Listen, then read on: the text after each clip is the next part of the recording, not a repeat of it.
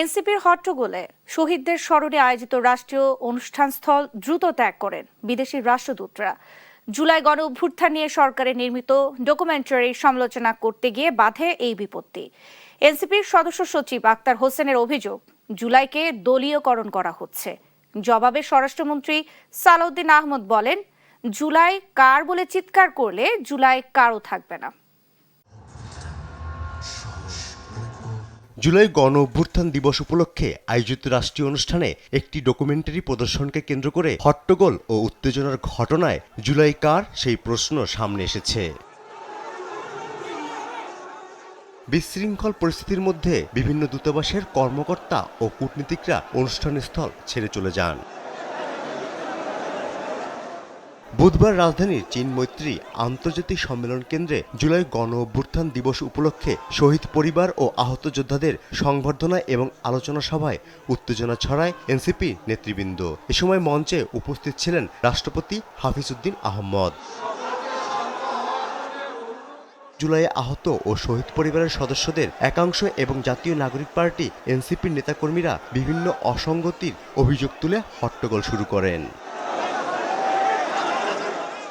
পরিস্থিতি নিয়ন্ত্রণে আনতে মুক্তিযুদ্ধ বিষয়ক মন্ত্রী আহমদ আজম খান সবাইকে শান্ত থাকার আহ্বান জানান।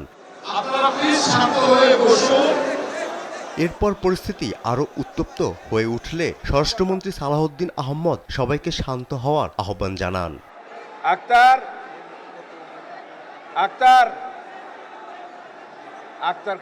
মঞ্চে ওঠেন এনসিপি সদস্য সচিব আখতার হোসেন। আমরা ডকুমেন্টারিতে যে অসঙ্গতিগুলো আছে, যে একপেশীভাবে নির্মাণ করা হয়েছে, ইতিহাসের যে অংশগুলো এখানে মিসিং আছে, সেই বিষয়গুলো নিয়ে আমরা এখানে কথা বলবো।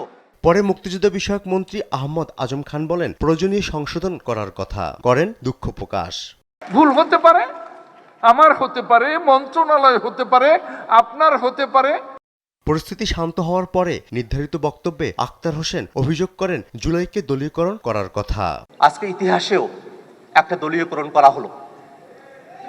যদিও মাননীয় মুক্তিযুদ্ধ মন্ত্রী তিনি এই ডায়াসে দাঁড়িয়ে এর জন্য দুঃখ প্রকাশ করেছেন এবং সংশোধন করবেন বলে কথা দিয়েছেন, আমি তাকে ধন্যবাদ জানাই। পরে সভাস্থল ছেড়ে চলে যান এনসিপির নেতাকর্মীরা। এই ঘটনার সমালোচনা করেন অনুষ্ঠানের সভাপতি মুক্তিযোদ্ধা বিষয়ক মন্ত্রী আহমদ আজম খান। রাষ্ট্রীয় অনুষ্ঠান পার্লামেন্ট নয় যে এখানে ওয়াকআউট করার কোনো বিষয় আছে।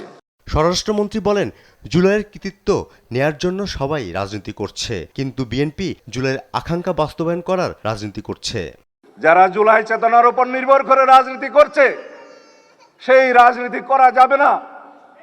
৭১-এর চেতনাকে বিক্রি করতে করতে ফ্যাসিবাদী শেখ হাসিনা দিল্লি যেয়ে বসে আছে। আমি অনেকবার বক্তব্য দিয়েছি, শেখ হাসিনা এবং আওয়ামী লীগের রাজনৈতিক মৃত্যু হয়েছে ঢাকায়, দাফন হয়েছে দিল্লিতে।